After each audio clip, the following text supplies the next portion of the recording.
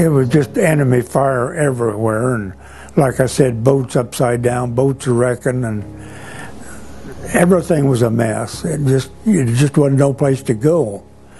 Well, we were scared to death, of course, at all times. So we felt halfway safe when we got in our foxhole. Sure. What few of us was left. We couldn't get over the cliff. So we stayed there and we fought, and I was scared to death. But we stayed there, we had a job to do. The ocean was full of so many vessels and everything, it was mind-boggling. And I think it scared the hell out of the Germans, and that's how we got ashore. The waves were like mountains, huge mountains, and it scared the hell out of you. You know what I mean? It scared to death, because I thought that was the last day on earth. A lot of the boats just didn't make it. I mean, it got up there and it blew up and turned them over, and ours didn't. We made it up there, and he said, I can't get up to the beach. There was too much troubles there. So he just dropped his gate down, and we drove off and walked off, and it was into the water and onto the beach. And we made it up there, but it never missed a beat. It hit that water, and I was sitting in water driving, and we went right on up the beach and climbed up on the beach, and away it went. Never missed a beat. I was pretty proud of that.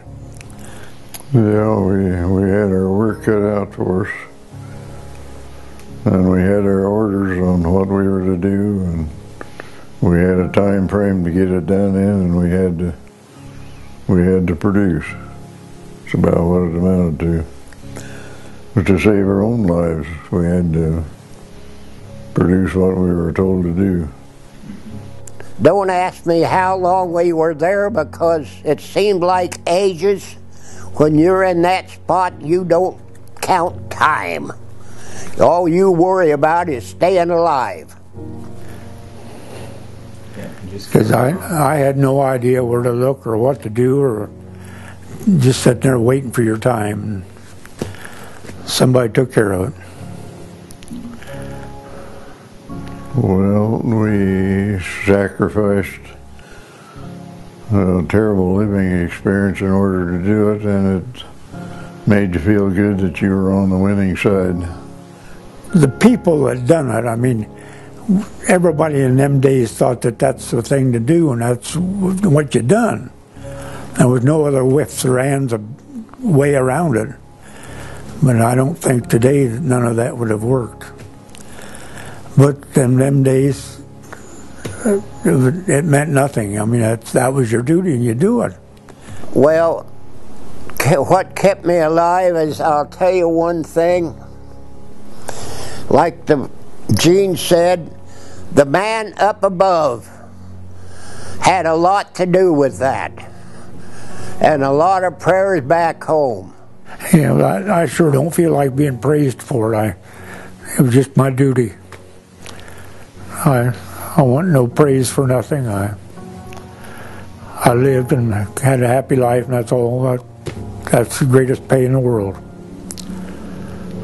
I just hope that the people in the future don't have to go through what we did in the Second World War. I never thought I'd get to be 90 years old.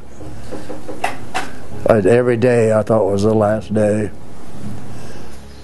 Just one of the lucky ones that got back, I guess.